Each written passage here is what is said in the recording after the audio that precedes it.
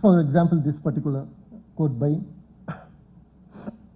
Frenkel, Edward Frenkel, who is a famous mathematician, and he is talking about quantum awareness. This is taken from the last concluding part of an article that he wrote for Common People.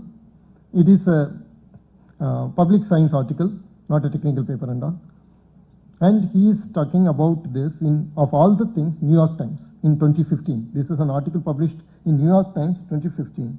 And see what he says. The most important part is, he says, we regard the paradoxes of quantum physics as a metaphor for unknown infinite possibilities of our own existence. That is the defining line. Not even what he is talking about Vedas. That is the defining line. That take it as a metaphor for unknown impossibilities, many possibilities that you have. Now, this was first suggested by Indian physicist Kothari, who was also responsible for the Kothari Commission on Education. When Niels Bohr's centenary, he was the only Indian physicist who contributed to it, and he took the concept of complementarity, and then he stated that this is something that should not be limited to physics alone. You have to use it also in other fields, including social sciences and including biology. In fact, Niels Bohr himself suggested using the quantum physics as a metaphor for exploring molecular biology, for understanding life. And that particular lecture by Niels Bohr, called Light and Life, it became the basis for Schrodinger's famous book, What is Life? So if you see actually, yes, subject like molecular biology, which is extremely reductionist or seemingly reductionist, has borrowed its basic framework from quantum physics for the probe. It has borrowed the exploring tools from quantum physics and it has applied it here.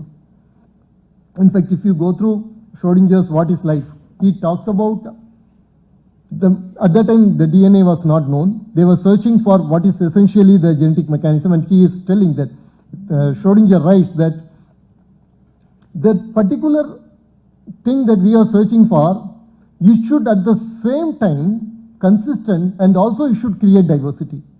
You should have to have an unity, an abiding unity. At the same time, you should also be able to create diversity. We are searching for such a mechanism, such an entity. And then he, of course, goes to the Vedanta, and he says that he talks about the unity of Atman and Brahman and other things in this, What is Life. And What is Life becomes the basis. It becomes the inspiration for Watson and Crick to go and search for the double helix, and the rest is history, as we know. So the point again here is, it is not that the Vedic rishis know, they knew quantum physics. No, they didn't know quantum physics. We can be very sure about it. Definitely, the person who created the Vaiseshika school, he didn't know anything about gravity. It was a mistake in translation that gravity has been assigned to, the discovery of gravity has been assigned to Ganada in certain quarters of our sections. No, actually, these people provided us basic frameworks to forge our questions, to design our windows to look at reality. When you have a particular design of a window to look at a reality, then you will be able to probe it in a better way. I will give you another one specific example. You have, according to a famous system biologist, she says there are two kinds of religions, two kinds of worldviews. One is called autopoietic, and another one is called allopoietic. The autopoietic worldview is that everything emerges from within. The allopoietic worldview is that everything is designed from without, outside. So, if you approach nature through the allopoietic worldview, then you will go and see how it is designed. How it is designed. So, if the leaf is producing food, starch, then You want to know how it is doing, what is exactly the mechanism through which it is doing. You want to look at it as a kind of a contraption, a mechanism that has been put together by who? Of course, the creator. And then you go and search and search and search, and at one point what happens? You discover that these things are not actually put together. They have been growing. They have been evolving. There are processes. These are not exactly machines, but these are processes. So from allopoietic, you come over to the autopoietic. That is, in India, we have a specific name for it, and it is, that particular name is Swayambhu. I'll just go through that fast. Yeah. So that is exactly what Darwin did to science. So what Darwin exactly did is, when you talk of evolution, what happens is there is a very big misunderstanding. You get this picture, remember, a picture where there is this small monkey, then there is the big monkey, then another big monkey, then there is the gorilla, and ultimately you have a white Caucasian male. Not even a female, a white Caucasian male will be standing at the end of evolution. Now that is this linear model of evolution, which is wrong. Darwin never said we came from monkeys. Darwin never said that. What Darwin said is very revolutionary. Had Darwin said that we have come from monkey, it is not exactly very revolutionary. Already there have been theories of evolution in the West. What Darwin said is very revolutionary. What he said was, we are still monkeys. We are a branch of monkeys. We are just, the other monkeys are our evolutionary cousins. So what he suggested was this tree of life. It's a very ancient metaphor, interestingly. But it is something that has been retold in a very scientific way by Darwin, in a very beautiful way. He said that essentially it is not a ladder. It is not a linear ladder, but it is actually a branching tree. Evolution is a branching tree. So there is no such thing as, if you see a tree, you cannot tell that one particular branch is superior and another particular branch is inferior. Every branch is there because of that particular circumstance. That is the best niche for that particular branch. So you cannot consider an organism as superior and another organism as inferior. Every organism is the best in its own niche. It has evolved the best way for that particular kaleidoscopic configuration of the web of life. So this is where Darwin was seen as an important person in history of Western science. In fact, there is no such thing as Western science and Eastern science in the history of science. And J.B.S. Haldane. Now, J.B.S. Haldane is a very interesting person because J.B.S. Haldane was, number one, a polymath. He was a mathematician, he was a biologist, he was an orator, he was a writer, he was a thinker, he was a philosopher, he was a polymath. He was also a Marxist to begin with, a very staunch Marxist. And later, during the time when Soviet Union started persecuting the geneticists and the biologists, he realized that Marxism is not exactly what it was as it was marketed. He understood the folly. And in the later life, he came to India. And this is what he says about this. My wife has stated categorically that Darwin converted Europe to Hinduism. This is, I think, an exaggeration, but is nearer to the truth than it sounds. Hinduism is not a religion, as this term is understood by adherents of proselytizing religious beliefs. It is an attitude to the universe compatible with a variety of religious and philosophical beliefs. Now, this is a very important thing. It is an attitude to the universe with a lot of variety inherent in it. And again, I will emphasize this. If we are not teaching this to our children, then we are depriving our children of cultural literacy, making them better scientists, better artists, to understand and imbibe the spirit of science and art into them. We need to provide them this basic framework that arises from the soil of this land. But what we do, we condemn it, we tell that it is Brahminical, it is upper caste, it is what all I don't know. And we provide a lot of labels, and all these labels, remember, they have been derived from the colonial ideology. and then we throw them all out. I am not denying that we do have problems of social stagnation, very ugly problems, caste, untouchability, everything. But differentiate the grain from the chaff and provide these things, and these things can be liberating, as we will see later. But this is what J.B.S. Haldane said. In fact, if I am going to present this particular quote by Darwin from his notes, as he was preparing The Origin of Species, in his notes he wrote this. If I remove the word Charles Darwin, and if I have put there Isavasya Upanishad, many would have accepted that this is a quote from Isavasya Upanishad or Bhagavad Gita.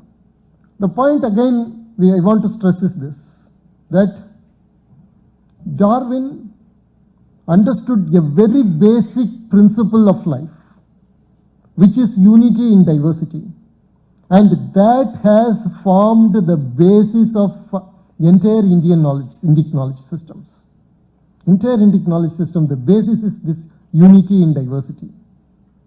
Krishna says that in Gita, and then it has been repeated again and again and again by many great saints. I will give one very interesting example from Tamil literature. So here, we have in Tamil literature something called Pillai Tamil. Pillai Tamil is a very interesting concept.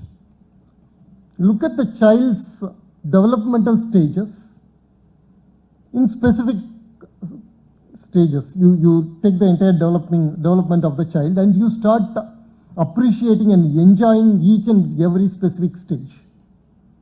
For example, there is a stage when the child doesn't know what she or he is talking. Just gobbled words come out of her mouth. And parents, when they hear it, they just enjoy it very much. That particular stage in which the parents interact with the child in that particular stage, it is made into a form of poetry. And then there is a stage when the child starts using the hands and it starts creating the sounds with the clapping of the hands and starts enjoying that. And the parents also start enjoying it. There is a stage when you put a lot of oil on the child and make it sleep, putting it in this. That stage the parents enjoy it, the child enjoys it. And each of this stage is made into a beautiful poetry. And then at a particular point, for the girls it is a different type of development, and for the boys it is a different type of development. For the boys, for example, they say that it is a Chittil Chidaital. It's a very interesting thing. We have seen that in our children. You give a boy any toy, within some 5 or 10 minutes, you find the toy being broken into pieces. Actually, the child wants to explore it. It wants to see it. And there is also in the boys, when they are growing up, there is aggression. So, this Chittil Chidaital is essentially like they go, at those days, the children will be playing in the soil, and even 80s, 70s kids would have known that. You will be building small things in the soil, small temple or a cave-like thing and thing. Then some boys will come and they will kick it out. Completely they will destroy it. They take a pleasure in kicking and destroying it. So that stage. So the same time for the girls, it is something called ammaning, in which they throw the pebbles and they catch it and they play. At that time they sing songs.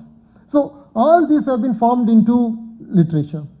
It is a kind of a literary technique in which you praise a particular deity. You consider the deity as a child, and then you consider yourself, the poet considers himself as the parent, puts himself in the place of the parent, and looks at the deity and praises the deity through all these different stages. Just imagine, this is a literary technique. Again, it's a literary technique, but there has been not a single study that I know that has compared this with Jean Piaget. So if you study Jean Piaget, he talks about the different developmental stages of the children, the cognitive stages and other things, operating stage, post-operation stage, everything. I'm not saying there is going to be one-to-one mapping, but this seems to be a better framework, because when Piaget looks at child, he looks at as an individual entity. He thinks only in terms of a kind of a sanitized environment operating with the child, not the parent, not the stimuli from the environment, interacting with the child and how the child interacts to it. And then he looks at the child growing step by step. In fact, he observed his own grandchildren and he started writing this, and it is considered as a very important framework in psychology. But I always think that Pillai Tamil literature, if you take it out of the literary thing, and if you apply it, if some psychologist seriously starts working on this, it will yield a lot of good results. Because here it takes into consideration how the parents feel with the development of the child. What changes the parents also realize when the child grows, what they enjoy, what they see. So it is more holistic than this. Now, the point I wanted to say is, so Kumaraguru, he actually revived this Pillai Tamil tradition. And so he wrote a Pillai Tamil for the goddess Meenakshi. And he comes to all the stages, and then he comes to this Ammani stage, where she plays with the pebble. Now the pebble is very crystal-like, so it goes up. When it goes up, it crosses her, it goes and falls, and when it falls, it comes right before her eyes. When it comes before her eyes are very black. So this black eye makes the black eye makes that particular crystal ball look black, like a black pearl. So the people, when they see that at that particular moment, they say that it is a black pearl. But then it moves down, and this is a small child, so she is laughing at it comes, and when it reflects her teeth, it looks like a white pearl. So the people who look at it at that time, they tell that it is a white pearl. But then she catches it in her hand is very red. So it looks like a ruby. So when the people look at it at that time, they say that it is ruby. Then he says, it is like persons belonging to different religions and different systems of philosophy saying that only their stand is right. So see the point. The diversity is always considered as great. And they saw that there is a unity in this diversity. And they emphasized this, and for this, they were ready to sacrifice everything else. And that is the basis of the Indic knowledge system. And what did this Indic knowledge system create out of all this?